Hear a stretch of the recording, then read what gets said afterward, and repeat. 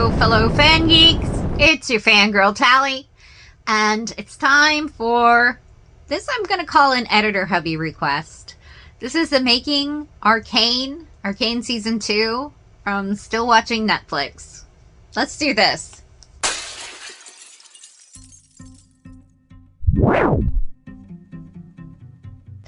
If you'd like to support the channel, please head over to the link below to our merch store, where we've got brand new merch designs for this week. You can find your very own Warwick Lives, or perhaps you'd be more comfortable rocking something from the Arcane Messiah. Don't worry, you can still get all of our other fun Arcane designs too. Remember, if you have a custom design you'd like to see, please let us know in the comments below. Now, back to our reaction. I'm done blaming myself for your mistakes. Done pretending you're my sister. You're not. Then stop me. I'm still just like in shock. Like I don't even have the words. That's the beauty of this show, is that it's complex. Arcane Season 2 is dark. Ambitious. Badass. Unbelievable. Surprising and dramatic. I'm such a fan. This is not just the next chapter, like we need to do something here that's very special. The scale is so large and it's so It really was ripping. amazing. There is something for everyone. It really is memorable. In Season 2, we're in the aftermath of My attack. your attack. Jinx's attack. Jinx's attack. Yep, that's me. A lot of tension. A lot of tension. Between Piltover and Zorn. The chaos and the conflict are at an all-time high. The amazing thing about doing a series where you come back for a second season is you completely trust the creators, and it feels very collaborative, and you know your character. With Season 1, first thing was like, can we establish the characters from the game that we all know and what they sound like, what they fight like, but we want to have the drama and the stakes of something that we see in anime. Season 2, a lot of it was like kind of pushing it much further.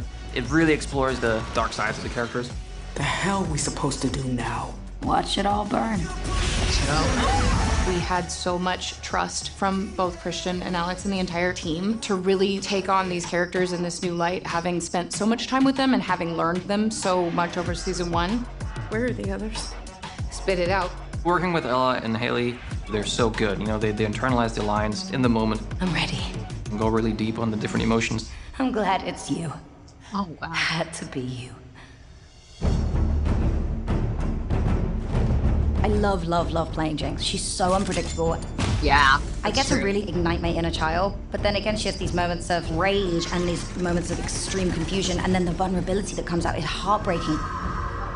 Vi is coming to terms with, is her sister actually gone?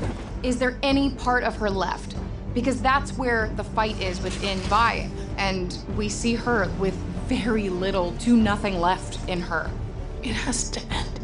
I think that's a huge part of Vi's growth. It has been really fun to play through that dynamic. Yeah. To watch someone go into a recording booth and then to give them the kinds of instructions that are like, have the craziest mental breakdown in specifically this way, and then it's like, well, they nailed it. Yeah, I always leave nailed those sessions like exhausted because I feel like I've felt every emotion on the scale. Best feeling in the world, kid. For Jinx, one of my favorite parts of this season is the relationship between her and Isha.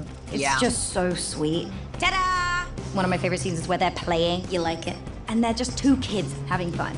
But you do see these moments of, you really think she's gonna figure it out, and there's still this darkness that just takes over. Yeah. It's very much about reckoning with what she's done. She goes to like an all-time low and has to like make this final decision of, is she Jinx or is she Powder? Powder's gone. With Vi, she's grown so much. We've seen her deal with so much trauma. I think the family dynamics also are so complex, and as I get older, I have a better understanding of like what those are and how many there can be within a small family or within a sibling dynamic. Yeah, and your chosen family, not just the people you're related to, but the people that you choose to protect and adopt as your own.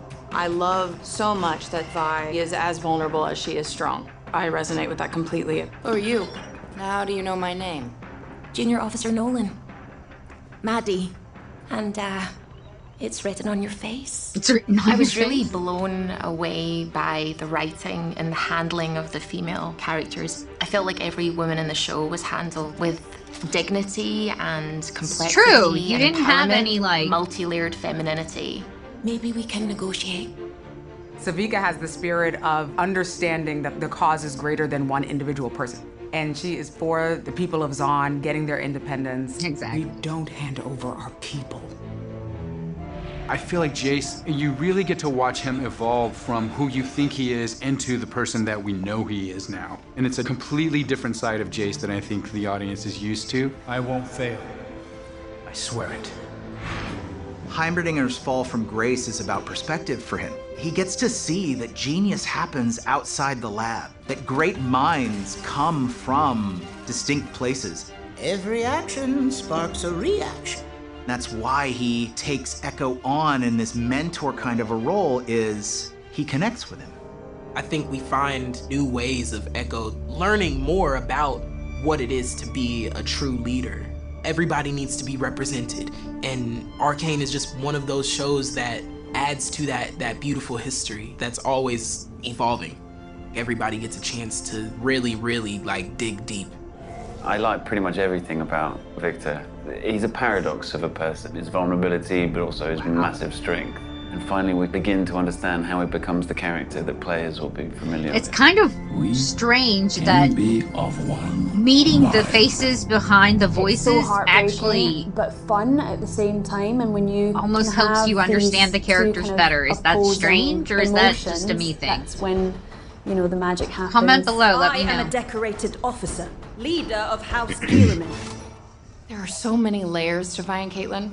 I feel like Caitlin has unlocked this softness in Vi. She's lost everyone else in her life, and she's just like praying to God that she doesn't lose Caitlin, because she finally has someone.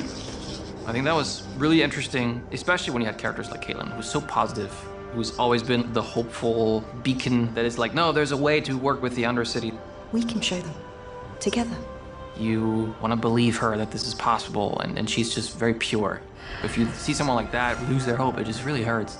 I want to tear that laugh from her throat forever. Kate.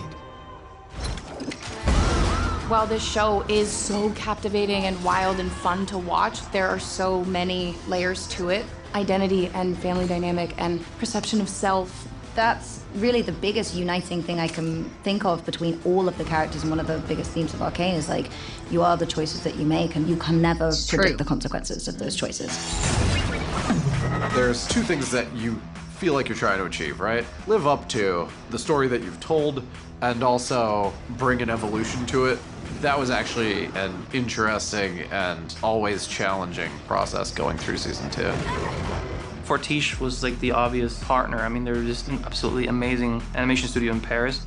We knew that they would want exactly the same thing. Like, they really wanted to take animation as a whole to the next level. They did an amazing job. The world that inspired this, right? Love like it. the one from the video game.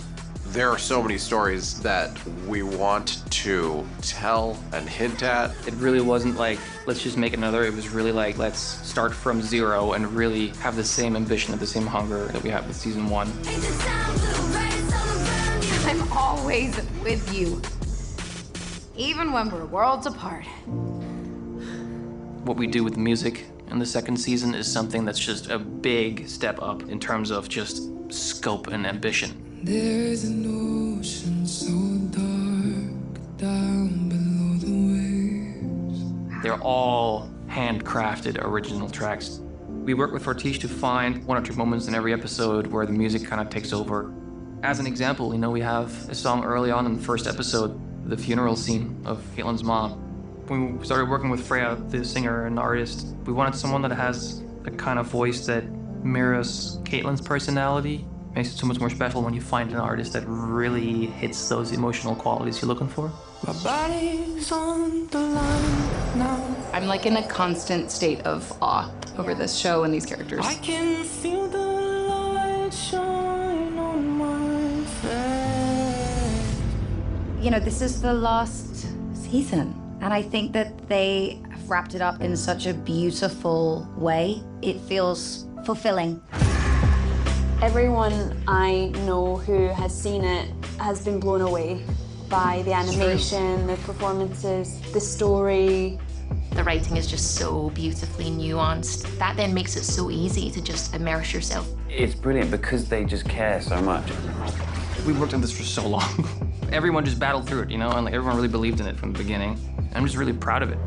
My body's on the line. Everything is an opportunity to imagine what if.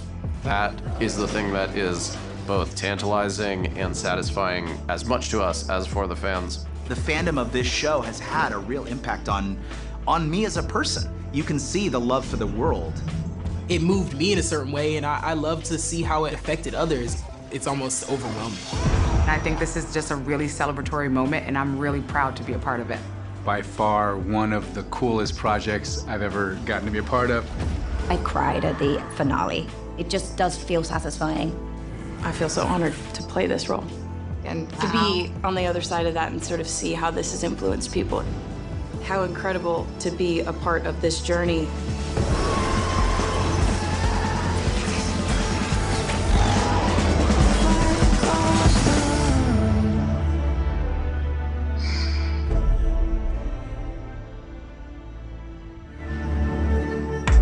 It's crazy. That was incredible. I loved that. All right, guys, what did you think? Comment below. Let me know. I love hearing from you. As always, please like this video. If you're not already a fellow fan geek, why not? It's free. Please subscribe. It really helps the channel out. And as always, hit that notification bell on your way out with your notifications turned on so that you know every time we drop a new video. And I'll see you in the next one. Bye, guys.